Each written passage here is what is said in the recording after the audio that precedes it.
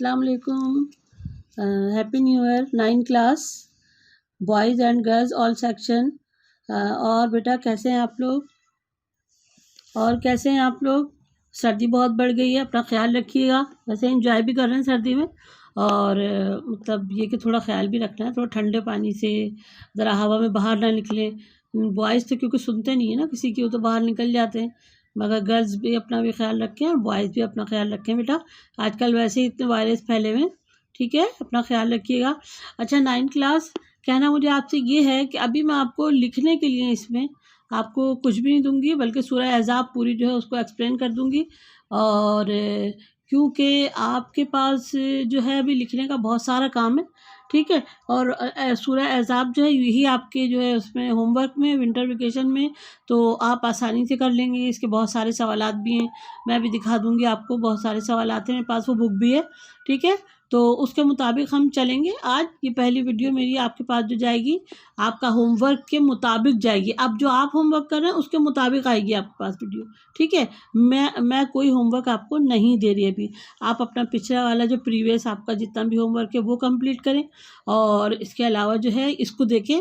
अगर इसमें आपको कोई बात समझ में नहीं आ रही तो कल 4 तारीख से हम लोग टीचर्स जो हैं स्कूल में मौजूद होंगे अपने टाइम के मुताबिक, टाइम तक, सुबह से लेके 8:30 बजे से लेके और 1 बजे तक।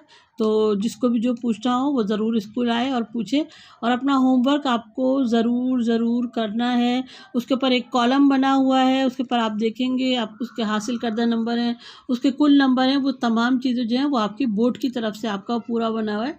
लिहाजा अब आपको समझ में आ गया होगा जो मैं इतने दिन से कह रही हूँ कि आपका होमवर्क जो है ये बोर्ड में जाएगा, ठीक है बेटा। तो उसको करना बहुत ज़रूरी और बहुत सफाई से कीजिएगा ताकि आपको नंबर अच्छे और पूरे मिले, ठीक है। अच्छा अब हम देखेंगे सूरह अहज़ाब। अच्छा बेटा ये देखें, इस्लामियत की बुक मॉडल टेस्ट पेपर इस्लामियत बराए जमात नहम और दहम, ठीक है। इसमें मैंने आपसे कहा था कि इसमें से हम तीनों आयतों के सवाल जवाब और MCQs वगैरह सब करेंगे, ठीक है। तो चलें देखते हैं हम सूरह अहज़ाब, ठीक है। आयत नंबर 1 से 8 इसके सवाल जवाब देखेंगे। अच्छा इसका पहला सवाल है, सूरह अहज़ाब की इब्तिदा में रसूलुल्लाह सल्लल्लाहु अलैहि वसल्लम को किन बातों की तलकीन की गई है, ठीक है। ये क्योंकि मैं आपको पढ़ा चुकी हूँ सूरह अहज़ाब, इसलिए मैं आपको सिर्फ क्वेश्चन आंसर बता रही हूँ। किस बात की तलकीन की गई है कि मुनाफिकों और काफिरों का कहना ना मानना, ठीक है। बेशक अल्लाह ताला जानने वाला और हिकमत वाला है। दूसरी बात, अल्लाह पर भरोसा रखना और अल्लाह ही कारसाज और काफ़ी है। इन आयत में तकवा पर जोर दिया गया, तबलीग और दावत पर इस्तकामत का हुक्म दिया गया। इसके अलावा हर मामले में अल्लाह पर भरोसा रखने के लिए कहा गया, यानी कि इसका जो है मेन पॉइंट ये है कि अल्लाह पर भरोसा रखना, अल्लाह ही काफ़ी है हमारे लिए, ठीक है। दूसरा सवाल देखिए, सूरह अहज़ाब में मुँह बोले बेटों के बारे में क्या हिदायत दी गई। मुँह बोले बेटे वही जिसको हम लेकर पाल लेते हैं या अडॉप्ट कर लेते हैं, ठीक है। उनके बारे में कहा गया है कि इनको अपना बेटा अपने यानी कि इनको उनके बापों के नाम से पुकारो, और अगर तुम नहीं जानते तो इनको अपना दीनी भाई कहो, और अगर बाप का नाम नहीं जानते तो बाप की जगह अब्दुल्ला आप लिखवा सकते हैं, यानी कि अब्द अल्लाह का बंदा, तो वो तो कोई भी हो सकता है। इस हुक्म की मतलब इस तरीके से ले पालक बेटे जो होते हैं जिनको हम अपना हकीकी बेटा समझते हैं, उनकी परवरिश करते हैं, उनसे बिल्कुल बेटों की तरह प्यार करते हैं, लेकिन फिर भी वो हमारे लिए नामहरम है। कहना ये है कि वो हमारे लिए नामहरम है, उनसे पर्दा भी जायज़ है और उनसे निकाह भी जायज़ है, ठीक है। अगर आप उनको विरासत में अपनी मतलब दौलत में या उसमें ज़मीनों में जायदाद में से अगर आप उनको हिस्सा देना चाहते हैं तो आप दे दें, लेकिन अगर आप नहीं देते तो आप पर कोई गुनाह नहीं है, ठीक है। और इनसे निकाह भी जायज़, अभी आगे भी आएगा। अच्छा इसके बाद है बंदा जेल इबारत का तर्जुमा है, ठीक है। ये तो चले ही हो गया, अब आगे हम देखेंगे। अच्छा ये है 9 से 20 उसके सवाल आते हैं। इस सवालात के साथ जवाबात इसके अंदर मौजूद हैं। आप सबके पास बुक भी मौजूद है, बहुत समझ के सोच समझ के इस तरह से उतारे हैं बहुत जल्दी। गर्ल्स ने 10th E ने तो बहुत सारा काम करके मुझे दिखा भी दिया था, तकरीबन काम कर लिया था, ठीक है। और 9 का मेरे पास भी थोड़ा बहुत आ गया था, लेकिन उन्होंने स्टार्ट नहीं किया था क्योंकि उनको पता नहीं था। अच्छा भाई, सवाल नंबर 1 है, सूरह अहज़ाब की रोशनी में बताई कि ग़ज़वा अहज़ाब में अहले ईमान को अल्लाह ताला की ताईद और नुसरत कैसे हासिल हुई। ग़ज़वा अहज़ाब کی آیت ادھر سے پڑھی ہوں۔ حضرت سلیمان فارسی کے مشورے سے خندق کھودی گئی، جس کی وجہ سے دشمنوں کا لشکر مدینے کے اندر نہ آ سکا اور 1 ماہ تک یہ محاصرہ جاری رہا اور مسلمان سخت خوف اور اضطراب کے عالم میں مبتلا رہے۔ اللہ نے سورہ احزاب آیت نمبر 9 میں اپنی غیبی مدد کا ذکر کیا جب تیز و تند ہوا آئی جس سے مشرکین کے خیموں کو اکھاڑ پھینکا، جانور رسیاں توڑا کے بھاگ گئے، ہانڈیاں الٹ گئے اور مسلمانوں کی مدد کے لیے فرشتے آ گئے۔ انہوں نے دشمنوں کے دلوں پر ایسا خوف اور دہشت طاری کر دیا کہ وہاں سے فوراً بھاگ گئے۔ اچھا، غزوہ احزاب کے دوران آزمائش کی گھڑیوں میں اہل ایمان اور منافقین کا طرز عمل کیا ہونا چاہیے؟ غزوہ احزاب کے دوران منافقین کے طرز عمل کو اللہ تعالیٰ نے سورہ احزاب کی آیت نمبر 11 اور 15 میں بیان کیا ہے، جو درج ذیل ہیں۔ جنگی لشکر کو دیکھتے ہی منافقین کی زبانوں پر وہ بات آ گئی جو ان کے دلوں میں تھی کہ اللہ اور اس کے رسول کی طرف سے مدد کا وعدہ ایک فریب ہے، یعنی کہ وہ اتنے گھبرا گئے تھے کہ انہیں ان لشکروں کو دیکھے، کیونکہ ان کی تعداد زیادہ تھی اور مسلمانوں کی تعداد کم تھی، لہٰذا انہوں نے اللہ کے اوپر رکھ دی بات کہ اللہ نے تو کہا تھا کہ ان کی طرف سے مدد آئے گی۔ ان منافقین میں ایک جماعت کہنے لگی کہ اہل یثرب مسلمانوں کے لشکر ہیں، رہنا تو سخت خطرناک ہے، اپنے اپنے گھروں کو واپس لوٹ جاؤ۔ ٹھیک ہے، انہوں نے حضور اکرم صلی اللہ علیہ وسلم سے جھوٹ بولا کہ ہمیں اپنے گھروں میں واپس جانا ہے، ہمارے اہل خانہ کی جان و مال جو ہے اور آبرو خطرے میں ہے، لہٰذا ہمیں واپس جانے دیجیے۔ ان میں سے ایک بہانہ بنا، ٹھیک ہے، یہ بہانہ بنایا، اجازت مانگی حضور اکرم صلی اللہ علیہ وسلم کہ ہمارے اہل خانہ اور آبرو کو جو ہے وہ خطرہ ہے۔ یہ وہی منافقین تھے جو جنگ بدر تک مسلمان نہیں ہوئے تھے، لیکن جب مسلمان فاتح ہو کر یعنی فتح حاصل ہو کر مال غنیمت لے کر واپس آئے تو انہوں نے نہ صرف یہ کہ اسلام کا اظہار کیا بلکہ یہ عہد بھی کیا کہ آئندہ جب بھی کفر سے معرکہ پیش آئے گا تو مسلمانوں کے ساتھ ضرور لڑیں گے۔ غزوہ احزاب کے موقع پر یہ پیٹھ پھیرنے والوں میں سے ہو گئے، یعنی کہ انہوں نے جب یہ دیکھا کہ مسلمان جیت بھی گئے، اتنے کم تھے، فاتح بھی ہو گئے اور اتنا سارا مال غنیمت بھی اپنے ساتھ لے آئے، تو انہوں نے ایک مکر کیا، مطلب جھوٹ بولا کہ ہم جھوٹا، مطلب انہوں نے اعتراف کیا کہ ہم اگلا جب ہوگا نا تو ہم بھی چلیں گے اس طریقے سے اور ہم جو ہے وہ جنگ میں ساتھ ہوں گے۔ لیکن انہوں نے کیا کیا، اور یہ وہی لوگ تھے جو غزوہ احزاب کے موقع پر دوبارہ سے انہوں نے وہی کیا، پیٹ پھیر کر چلے گئے تھے۔ ٹھیک ہے، سورۃ الاحزاب میں جہاد میں رکاوٹ ڈالنے والوں الموقین کے بارے میں کیا فرمایا؟ اللہ تعالیٰ نے فرمایا ہے،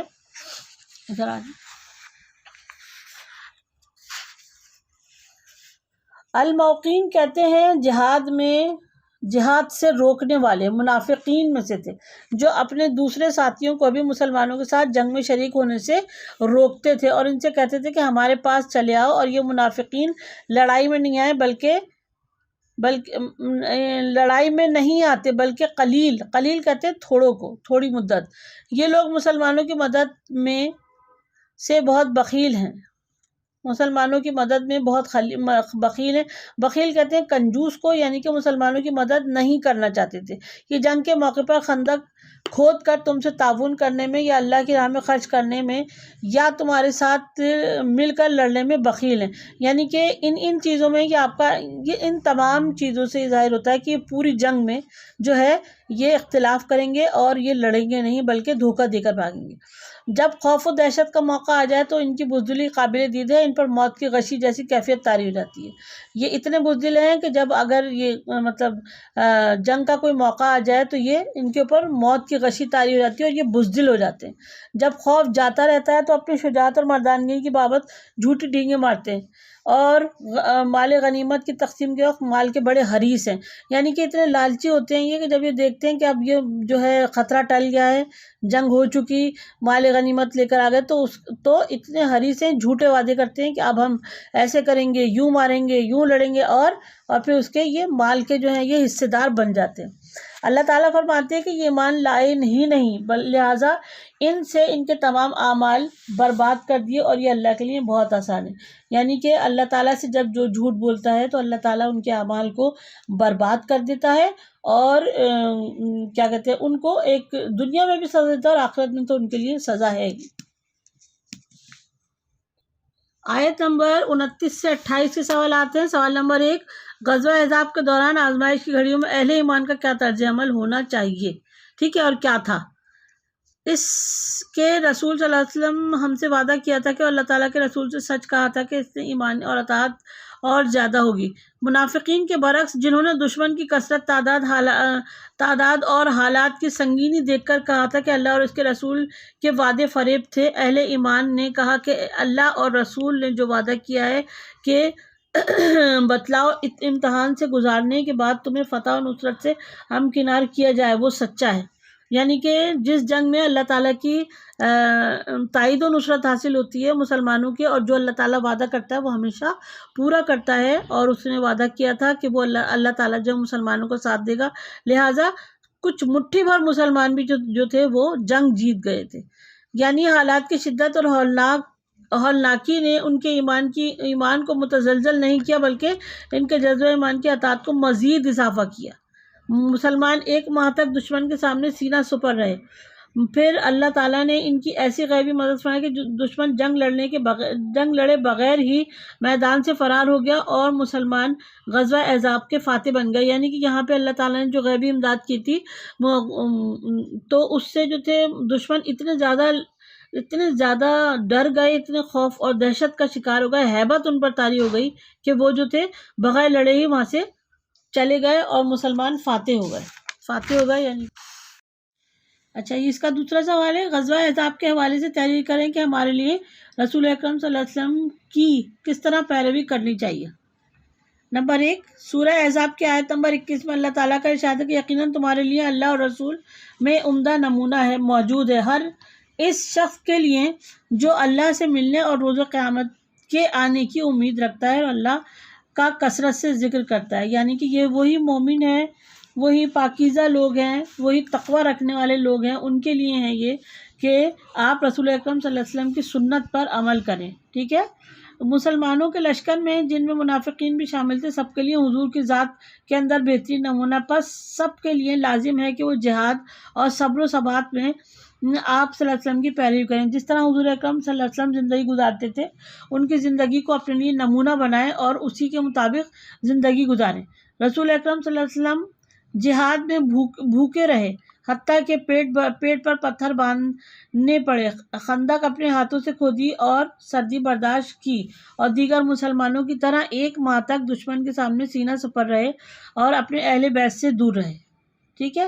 یعنی کہ انہوں نے بھی وہی کیا جو تمام مسلمان کر رہے تھے، انہوں نے بھی اپنے آپ کو ان سے اوپر یا ان سے الگ نہیں رکھا کہ میں تو اللہ کا رسول ہوں یا میں نہیں کروں گا، بالکل وہی کیا انہوں نے جو دوسرے مسلمانوں نے کیا، اور سب کو اپنے برابر ہی رکھا انہوں نے، ٹھیک ہے۔ یہ آیت اگرچہ غزوہ احزاب میں کے زمن نازل ہوئی، جس میں جنگ کے موقع پر بطور خاص رسول اللہ صلی اللہ علیہ وسلم کی اسوہ حسنہ کو سامنے رکھنے اور اس کی پیروی کرنے کا حکم دیا گیا، لیکن یہ حکم عام بھی ہے کہ رسول اکرم صلی اللہ علیہ وسلم کے اقوال، صحیح بات ہے، یہ میں ایسی سمجھا دیتی ہوں آپ کو کہ حضور اکرم صلی اللہ علیہ وسلم کی زندگی واقعی ہمارے لیے جو ہے وہ عملی نمونہ ہے، اور ہم بہت سے کام ایسے کرتے بھی ہیں جو کہ حضور اکرم صلی اللہ علیہ وسلم کیا کرتے تھے، لیکن اب جو ہے وہ اس میں تھوڑی سی کمی آتی جا رہی ہے، ہم بھولتے جا رہے ہیں اپنی سنت کو، اپنے دین کو ہم جو ہے وہ بھولتے چلے جا رہے ہیں، لہٰذا ہمیں اس کو یاد رکھنا چاہیے، اور اس کے یاد رکھنے کے لیے ہمارے پاس کیا چیز موجود ہے؟ قرآن مجید موجود ہے ہمارے پاس، لہٰذا ہم قرآن مجید پڑھیں، اس کے ترجمے کو سمجھیں اور پھر اس پر عمل کریں، ٹھیک ہے۔ یہ ہے اس کا۔ اب ہم آیت نمبر 28 سے 34 کا دیکھیں گے۔ سوال نمبر 1 ہے، سورہ احزاب کے حوالے سے بتائیے کہ اللہ تعالیٰ نے ازواج النبی کو کن 2 باتوں کے میں سے کسی کو اختیار کرنے کے لیے فرمایا۔ اب میں آپ کو یہ ایسے ہی بتا دیتی ہوں۔ نمبر 1، اللہ تعالیٰ نے ازواج مطہرات کس کو کہتے ہیں؟ حضور اکرم صلی اللہ علیہ وسلم کی بیویوں کو کہا جاتا ہے، جو کہ امت کی مائیں ہیں، ٹھیک ہے۔ ان کو اللہ تعالیٰ نے حکم دیا کہ اگر وہ دنیا کی زندگی اور اس کی زیب و زینت چاہتی ہیں تو نبی اکرم اور ان کو کچھ مال دے کر اچھی طریقے سے رخصت کر دیں، ٹھیک ہے۔ یعنی کہ آپ کو نبی اکرم جو ہے وہ ان امہات کو، اپنی بیویوں کو مال دیں اور ان کو دنیا کی زیب و زینت کے ساتھ ان کو چھوڑ دیں، اس سے ان کو کوئی عذاب نہیں ہوگا، یہ ان کی چوائس پہ تھا، یہ ان کی سوچ پہ تھا۔ اور اگر اللہ تعالیٰ اور اس کے رسول کی آخرت کے گھر کی طلبگار ہیں تو اللہ سے ایسے محسنات کے لیے اجر عظیم تیار رکھا ہے۔ یعنی کہ اگر آپ حضور اکرم صلی اللہ علیہ وسلم کی زندگی جس طریقے سے حضور اکرم سختی کی زندگی گزار رہے تھے، غربت کی زندگی گزار رہے تھے، عبادت کی زندگی گزار رہے تھے، اگر آپ یہ چاہتی ہیں زندگی تو اس کا آپ کو یہاں پہ آپ کی مرضی، آپ اس طریقے سے زندگی گزاریں، یا آپ دنیا کی زیب و زینت چاہتی ہیں تو آپ ویسی زندگی گزاریں، ٹھیک ہے۔ اس کے لیے اللہ تعالیٰ نے آپ کے اوپر یہ مرضی رکھی تھی ان کی امہات کے اوپر، تو انہوں نے حضور اکرم صلی اللہ علیہ وسلم کے ساتھ جو ہے وہ اس دنیاوی زندگی پر فوقیت دی، رسول اکرم کے ساتھ رہنے کو ترجیح دی، یعنی کہ انہیں دنیا کی زیب و زینت نہیں چاہیے تھی، حضور اکرم صلی اللہ علیہ وسلم کے ساتھ زندگی گزارنا انہیں قبول تھا، ٹھیک ہے۔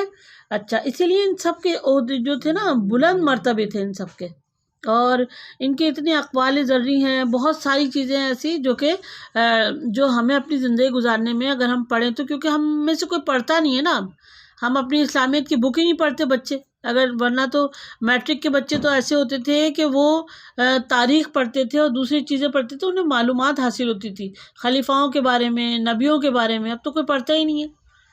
اچھا، سوال نمبر 2 ہے، سورۃ الاحزاب میں اللہ تعالیٰ نے رسول اللہ صلی اللہ علیہ وسلم کے ازواج مطہرات کو کن احکامات اور آداب کی تلقین فرمائی؟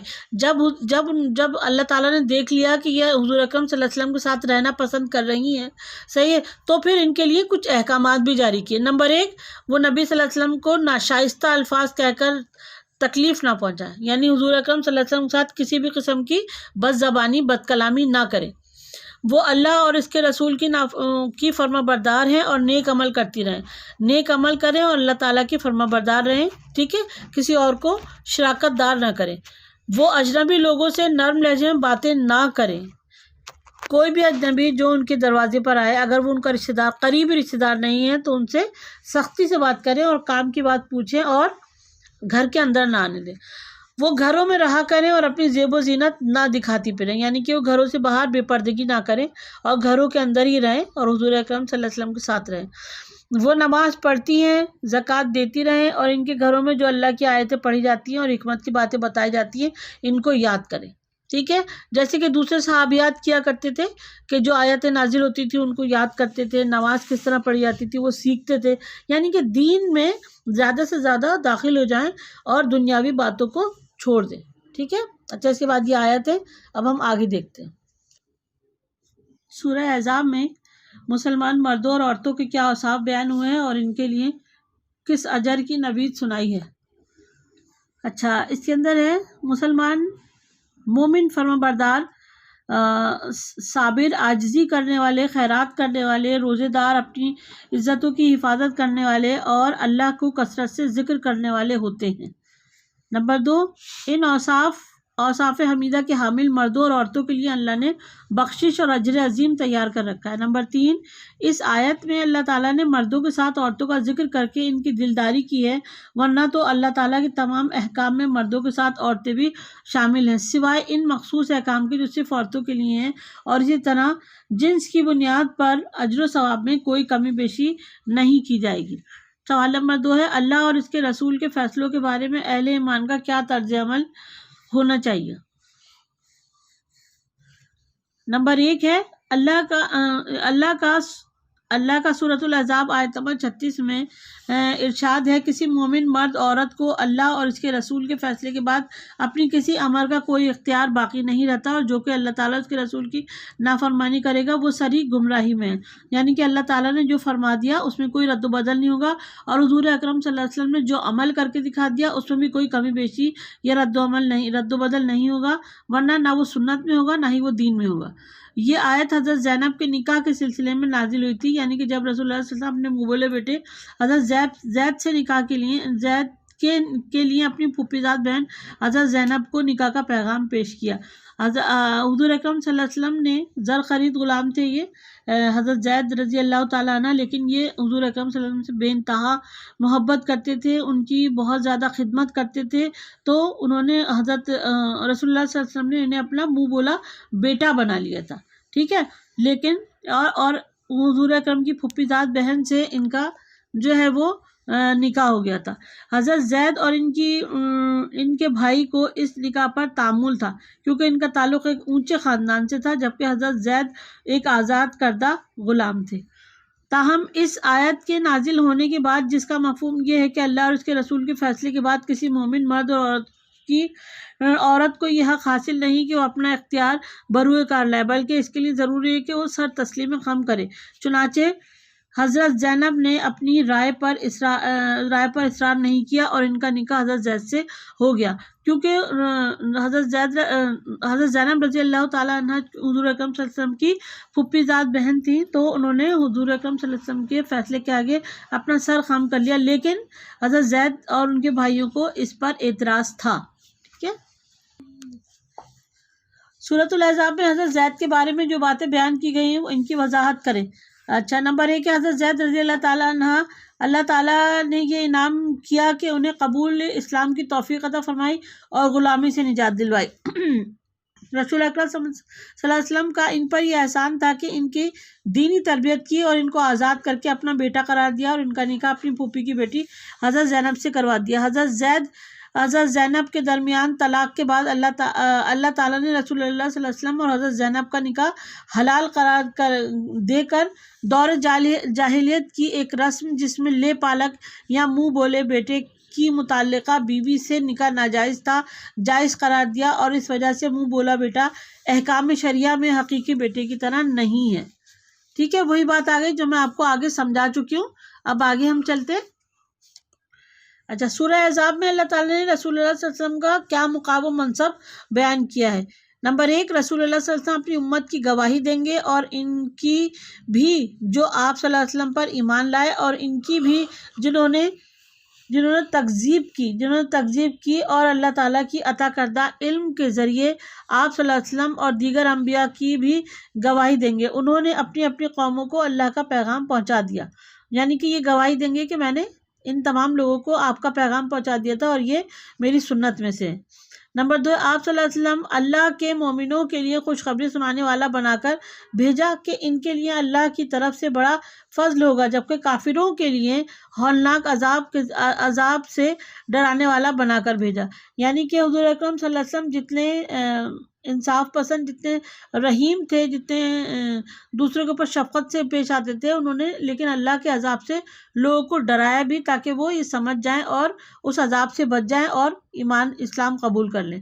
نمبر 3 ہے، آپ صلی اللہ علیہ وسلم لوگوں کو اللہ کی طرف بلاتے ہیں، اس لیے آپ صلی اللہ علیہ وسلم کو روشن چراغ بنا کر بھیجا، کیونکہ جس طرح چراغ سے اندھیرے دور ہو جاتے ہیں، اسی طرح آپ صلی اللہ علیہ وسلم کے ذریعے کفر و شرک کی تاریکیاں دور ہوئیں، اور قیامت تک آپ صلی اللہ علیہ وسلم کی لائی ہوئی شریعت سے رہنمائی حاصل کر کے اللہ کی رحمت و مغفرت کے حقدار بن سکتے ہیں۔ یعنی کہ جو حضور اکرم صلی اللہ علیہ وسلم کی سنت پر عمل کرے گا، ان کے بتائے ہوئے راستے پر چلے گا، اس کو جنت ملنی ہی ملنی ہے۔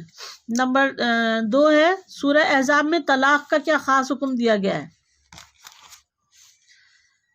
ارشاد باری تعالیٰ، اے ایمان والو، جب تم مومن عورتوں سے نکاح کرو اور پھر انہیں ہاتھ لگانے سے پہلے طلاق دے دو تو ان پر تمہارا کوئی حق عدت کا نہیں ہے جسے تم شمار کرو، پس تم انہیں کچھ فائدہ خرچ دے کر بھلے طریقے سے رخصت کرو۔ یعنی کہ ایسی خواتین جن کے شوہروں نے نکاح کے بعد انہیں چھوا نہ ہو، ان کے لیے کوئی عدت نہیں ہے، لہٰذا ان کو اپنے پاس سے روکے رکھنا ناجائز ہے۔ ایسی متعلقہ جس کے شوہر نے نصف مہر ادا کر کے عزت و احترام کے بغیر کوئی ایذا پہنچائے علیحدہ کر دیا جائے، اور جب چاہے دوسرا نکاح کر سکتی ہے، عدت نہیں ہے اور کوئی بھی دوسری کوئی رسم نہیں ہے۔ سورۃ الاحزاب میں رسول اللہ صلی اللہ علیہ وسلم کے نکاح کی کیا خصوصی ضوابط بیان کیے گئے۔ نمبر 1، جن ازواج مطہرات کا آپ نے مہر ادا کر دیا ہے اور آپ کے لیے حلال ہیں، چاہے وہ تعداد میں کتنی ہی ہوں۔ نمبر 2، آپ اپنے آپ کو ہبہ کرنے والی خاتون اگر آپ صلی اللہ علیہ وسلم سے نکاح کرنا پسند فرمائیں تو بغیر مہر کے نکاح کر سکتے ہیں، اور دیگر مومنوں کے لیے بغیر مہر کے ناجائز ہیں۔ نمبر 3، ازواج مطہرات کے لیے باریاں مقرر کرنے میں آپ صلی اللہ علیہ وسلم کو اختیار دیا گیا تھا، یعنی جس کی باری چاہیں موقوف کریں، لیکن آپ صلی اللہ علیہ وسلم نے یہ حق کبھی استعمال نہیں کیا۔ نمبر 4، جب ازواج مطہرات نے ان آیات کے نزول کے بعد دنیاوی آسائشوں کے بجائے اسرت اور سادگی کے ساتھ آپ صلی اللہ علیہ وسلم کے ساتھ رہنا پسند کیا تو آپ نے اس کا صلہ انہیں یہ دیا کہ ان ازواج مطہرات جن کی تعداد 9 تھی کے علاوہ آپ صلی اللہ علیہ وسلم کو دیگر عورتوں سے نکاح کرنے یا ان میں سے کسی کو طلاق دے کر اس کی جگہ کسی اور سے نکاح کرنے سے آپ کو منع فرما دیا۔ اچھا، یہ اس آیت کا ترجمہ ہے۔ اب ہم آگے دیکھیں گے آیت نمبر 53 سے 58، 53 to 58۔ سورۃ الاحزاب میں اہل ایمان کو رسول اللہ صلی اللہ علیہ وسلم کے گھرانے کے بارے میں کیا ادب سکھائے گئے؟ نمبر 1، رسول صلی اللہ علیہ وسلم کے گھر میں آپ صلی اللہ علیہ وسلم کی اجازت کے بغیر داخل نہ ہو، کوئی اور دوسرا مہمان، ٹھیک ہے۔ نمبر 2، آپ صلی اللہ علیہ وسلم کی خواہش کے بغیر آپ صلی اللہ علیہ وسلم کے گھر میں بیٹھے نہ رہو، یعنی کہ فضول میں بیٹھ کے باتیں نہ کرو، ادھر ادھر کی باتیں نہ کرو۔ اچھا، نمبر 3، بغیر حجاب کے ازواج مطہرات سے نہ تو گفتگو کرو اور نہ کوئی سامان وغیرہ مانگو۔ نمبر 4، رسول اللہ صلی اللہ علیہ وسلم کے ازواج مطہرات کیونکہ امہات المومنین، لہٰذا آپ صلی اللہ علیہ وسلم کی وفات کے بعد بھی ان سے نکاح نہیں کرنا چاہیے، ناجائز ہے۔ نمبر 5، ایسی ہر بات سے اجتناب کرو جس سے رسول اللہ صلی اللہ علیہ وسلم یا ان کی اہل بیت کو تکلیف پہنچے۔ یہ تمام ان لوگوں کے لیے تھا جو کہ اس وقت وہاں موجود تھے اور جن کا حضور اکرم صلی اللہ علیہ وسلم گھر آنا جانا تھا، لہٰذا ان کو ان تمام کاموں سے منع فرمایا گیا۔ نمبر 2 ہے رسول اکرم صلی اللہ علیہ وسلم کے ہاں کھانے کی دعوت پر آنے والوں کو کن آداب کی تعلیم دی گئی؟ نمبر 1، دعوت پر آنے والوں کو رسول کے گھر اس وقت آنا چاہیے جب کھانا تیار ہو چکا ہو۔ نمبر 2، کھانا کھانے کے بعد باتیں کرنے کے لیے آپ صلی اللہ علیہ وسلم گھر میں بیٹھے رہنا نہیں چاہیے، بلکہ یہ بات رسول اللہ صلی اللہ علیہ وسلم کو ایذا دیتی ہے کہ وہ تم سے شرم کر کے لحاظ میں جانے کے لیے نہیں کہتے ہیں، ٹھیک ہے۔ مطلب یہ رسول اللہ صلی اللہ علیہ وسلم کے لیے تو ہے یہ بات، لیکن دوسرے مہمانوں کے لیے، دوسری کسی اور دعوت کے لیے بھی یہی بات ہے کہ آپ جب دعوت میں گئے تو آپ کھانے سے تھوڑی دیر پہلے پہنچے، اپنی دعوت مطلب تناول فرمائے، اور اس کے بعد اتنی دیر نہ بیٹھیں کہ دوسرے کو آپ کو یہ کہنا پڑ جائے کہ بھائی آپ جاؤ، ہمیں آرام کرنا ہے یا ہمیں صبح آفس جانا ہے۔ یہ ایک عام بات بھی ہے یہ، ٹھیک ہے۔ لہٰذا یہ تمام مسلمانوں کے لیے بھی بات، یعنی کہ وہی بات آ گئی نا کہ ان کی جو ذات ہے وہ ہمارے لیے نمونہ ہے، تو حضور اکرم صلی اللہ علیہ وسلم شرم و حیا میں یہ نہیں کہہ پائیں گے اور اس بات سے ان کو تکلیف ہوگی، اور تکلیف ان کو پہنچانا نہیں ہے۔ نمبر 3، رسول اللہ صلی اللہ علیہ وسلم کے ہاں کھانا کھاتے ہی واپس چلے جانا چاہیے۔ ہاں یہ بھی صحیح ہے کہ حضور اکرم صلی اللہ علیہ وسلم کے ہاتھ سے کھانا کھاؤ اور فوراً ہی اپنے گھر واپس چلے جاؤ، یہ حضور اکرم صلی اللہ علیہ وسلم کے لیے ہے، گھر کے لیے۔ نبی اکرم پر درود و سلام کی کیا اہمیت ہے، اس کے متعلق کیا حکم ہے؟ درود و سلام کا آپ کو پتہ ہی ہے کہ جس نے حضور کے اوپر ایک بار درود بھیجا اس کے لیے اللہ تعالیٰ نے عافیت کا ایک دروازہ کھول دیا، لہٰذا حضور اکرم صلی اللہ علیہ وسلم پر درود و سلام بھیجتے رہیے۔ اس کے علاوہ بتا رہی ہوں میں، اس میں جو لکھا ہے وہ آپ پڑھ لینا اور بھیجتے رہیں، کیونکہ یہ ہمارے لیے قبر میں بھی بہت کام آئے گا اور قبر میں روشنی بھی کرے گا یہ۔ اور حضور اکرم پر جو درود بھیجتے رہتے ہیں اللہ تعالیٰ ان کے لیے تمام جو ہے وہ پریشانیاں دور کر دیتے ہیں۔ اور یہ جو ہے درود شریف جو ہے اس کی اتنی اہمیت ہے کہ اس کو نماز میں شامل کیا گیا ہے، ٹھیک ہے۔ نماز بھی اس کے بغیر نہیں ہوتی، تو آپ خود سوچیں کہ درود و سلام کی کتنی اہمیت ہے، ٹھیک ہے۔ اچھا آگے دیکھتے ہیں۔ اچھا جی، سورہ احزاب کی آیت میں مسلمان عورتوں کو پردے کے سلسلے میں کیا ہدایت دی گئی اور ان کی کیا حکمت بیان کی گئی؟ اچھا، نمبر 1 ہے سورہ احزاب آیت نمبر 59 میں ارشاد باری ہے، اے نبی صلی اللہ علیہ وسلم اپنی بیویوں اور اپنی بیٹیوں اور مسلمان عورتوں سے کہہ دو کہ وہ اپنے اوپر اپنی چادریں لٹکا لیا کریں، اور یہ امر ان کے لیے موجب شناخت ہوگا کہ وہ کوئی ان کو ایذا نہ دے گا۔ اچھا، اس کے لیے ایک وہ ہے پورا ایک واقعہ ہے چھوٹا سا، ٹھیک ہے۔ اچھا، جلابیب ایسی بڑی چادروں کو کہتے ہیں جن سے پورا بدن ڈھک جائے، اور اپنے اوپر چادر لٹکانے سے مراد یہ ہے کہ اپنا پورا جسم سر سے پیر تک اس میں چھپا لو۔ وہ ایرانی چادریں جس ٹائپ کی ہوتی ہے نا ان کو کہا جاتا ہے جلابیب، جس کے اندر انسان پورا ڈھک جائے۔ نمبر 3 ہے ان آیات میں مومن عورتوں کو گھر سے نکلتے وقت پردے کا حکم دیا گیا ہے، لہٰذا پردہ اللہ تعالیٰ کا حکم ہے، اور اس سے اعتراض، انکار اور بے پردگی پر اصرار کفر پہنچتا ہے۔ پردے کی حکمت یہ ہے کہ اس سے ایک باحیا عورت کے درمیان فوری شناخت ہوگی اور ایک پردے کرنے والی عورت بہت سی ایذاؤں سے محفوظ رہے گی۔ اچھا، اس کے اندر جو ہے وہ پردے کا حکم دیا گیا، اور یہ اس وقت نازل ہوئی جب کہ مدینے میں جو ہے وہ مسلمان عورتوں کو روک کے اور ان کو پریشان کیا جاتا تھا، کیونکہ اس وقت تک پردے کا حکم نہیں تھا، تو کافر اور مومن عورتوں کی کوئی شناخت ہی نہیں ہوتی تھی، دونوں ایک ہی حلیے میں پھرتے تھے۔ تو ایک صحابی تھے، انہوں نے حضور اکرم صلی اللہ علیہ وسلم سے آ کے کہا کہ یہ جو باہر جو لڑکے ہیں یہ سیٹیاں بجاتے ہیں اور لڑکیوں کو دیکھ دیکھ کر، تو لہٰذا یہ مطلب ان کو روکا جائے۔ تو اسی وقت یہ آیت جو تھی پردے کے لیے یہ نازل ہوئی، اور یہ جلابیب جو ہے یہ اسی کے اندر ایک لفظ ہے چادروں کے لیے، کہ بڑی چادر جو ہے وہ عورتیں اوڑھیں۔ جب انہوں نے ایسا کرنا شروع کرا، پردہ کرنا شروع کیا، تو کافی لڑکوں نے ان کا پیچھا چھوڑ دیا اور پھر وہ ان کو نہیں چھیڑتے تھے۔ نمبر 2 ہے سورۃ الاحزاب کی آیت منافقین مکہ کو کیا تنبیہ کی گئی ہے، انہیں کیا وعید سنائی گئی ہے۔ منافقین مدینہ کو مدینے میں افواہیں پھیلانے سے باز رہنے کی تنبیہ کی۔ نمبر 2، یہ منافقین مسلمانوں کے حوصلے پست کرنے کے لیے مختلف افواہیں پھیلاتے رہتے تھے، مثلا مسلمان فلاں علاقے میں مغلوب ہو گئے ہیں یا دشمن کا لشکر بڑا حملہ کرنے کے لیے آ رہا ہے، یعنی کہ اس طریقے سے باتیں پھیلاتے تھے کہ دوسرے لوگ جو ہیں وہ ڈر جائیں یا خوف و ہراس پھیل جائے پورے میں۔ اچھا، اللہ تعالیٰ نے انہیں ان حرکتوں سے باز آنے پر عبرتناک حشر کی دھمکی دی، یعنی جہاں پکڑے جائیں قتل کر دیے جائیں۔ یہ منافقین ان آیات کے نزول کے بعد اپنی حرکتوں سے باز آ گئے، اس لیے کہ ان کے خلاف یہ کارروائی نہیں کی گئی جس کا حکم اس آیت میں دیا گیا، یعنی کہ ان کو حضور اکرم صلی اللہ علیہ وسلم نے اس طریقے سے سمجھایا کہ وہ ان باتوں سے باز آ گئے۔ سوال نمبر 3 ہے قرآن حکیم کی ان آیات میں قیامت کے متعلق کیا فرمایا گیا؟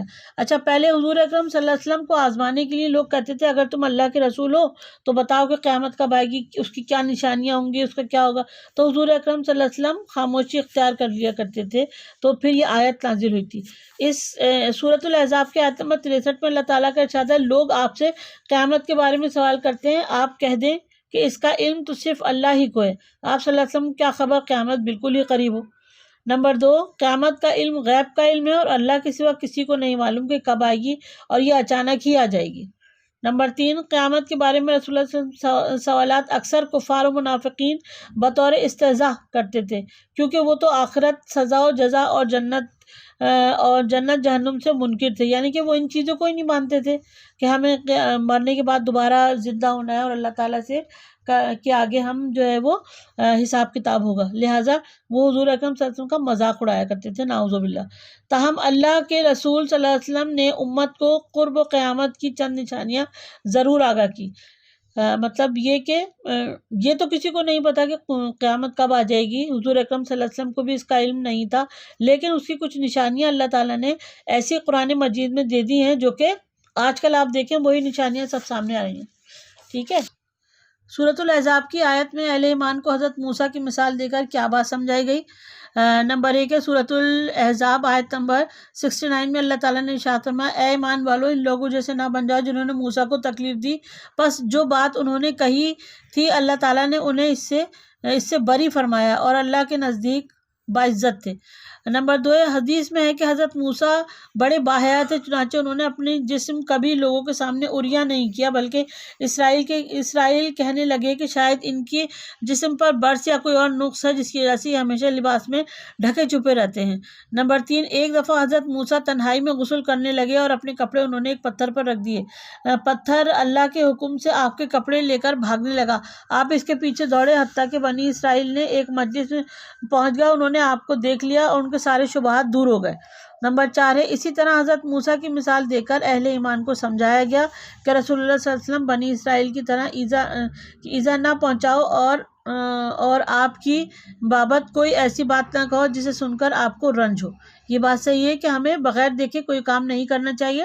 حضور اللہ تعالیٰ نے ایسا موقع حضرت موسیٰ کو فراہم کیا، ورنہ ویسے تو وہ کسی کے سامنے نہیں آتے، تو ایسا موقع ان کو فراہم کر دیا کہ ان کو سب نے دیکھ لیا اور ان کا لوگوں کا شک جو تھا وہ دور ہو گیا۔ نمبر 2 قولو قولاً سدیداً کا مفہوم بتائیے اور ہمارے لیے اس میں کیا رہنمائی ہے۔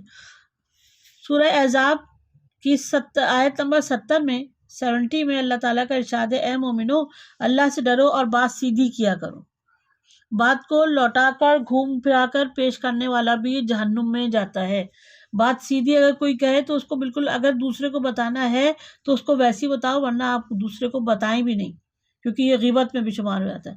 اچھا، قولو سدید سے مراد ایسی بات ہے جس میں نہ تو کجی ہو، نہ دھوکہ اور نہ فریب، بلکہ سچ، وہی جو بات میں نے آپ کو بتائی کہ جیسی بات سنو ایسی کی ایسی دوسرے کو بتا دو، اس میں کوئی زیر زبر نہ کرو، اپنی طرف سے کچھ نہ ملاؤ، اس کو موڑ کے پیش نہ کرو کہ لوگ غصے میں آ جائیں، ٹھیک ہے۔ نمبر 3، انسان سے سب سے زیادہ گناہ اس کی زبان کی وجہ سے ہوتے ہیں۔ اگر انسان اچھی بات نہیں کہہ سکتا تو اس سے بہتر ہے کہ خاموش رہے، اور جہاں سچ بات کہنے کی ضرورت ہو تو خاموش نہ رہے بلکہ سچ بات کہے، ٹھیک ہے۔ ہر جگہ خاموشی اچھی نہیں ہوتی ہے، وہاں خاموش رہے جہاں پر اس کے منہ سے غلط بات نکلنے کا امکان ہو، اور وہاں پر وہ بولے، حق بات کہے جہاں پر حق کہنے کی ضرورت ہو۔ تقوی اور قول سدید کے نتیجے میں اللہ تعالیٰ ہمارے گناہوں کو معاف فرما دیتا ہے، اور معاشرے میں بھی انسان عزت کی نگاہ سے دیکھا جاتا ہے۔ اچھا بیٹا، یہ آپ کی جو ہے سورہ احزاب جو ہے یہ آپ کی کمپلیٹ ہو گئی، پوری آیت نمبر 73 تک میں نے آپ کو تمام سوالات سمجھا دیے۔ ابھی میں آپ کو کوئی بھی کام نہیں دے رہی ہوں، اس لیے کہ ابھی آپ کے پاس جو ہے ہوم ورک بہت زیادہ ہے، آپ اس کو کمپلیٹ کریں انشاءاللہ۔ اس سے اگلی اس میں پھر میں دیکھوں گی کہ آپ کو کیا دینا ہے۔ ویسے ایک ہی سبق آپ کا رہ گیا ہے، ہجرت و جہاد، اتنا زیادہ کام ہے بھی نہیں، آپ یہاں تک کر لیں گے تو سمجھے آپ نے بہت کام کر لیا۔ ہوم ورک کو بہت اچھی طریقے سے کیجیے گا تاکہ آپ کو نمبر دینے میں ہمیں کوئی مشکل نہ ہو، ہم بہت زیادہ آپ کو نمبر دیں اور آپ کا اچھا رزلٹ بنے، ٹھیک ہے بیٹا۔ اچھا، اللہ حافظ۔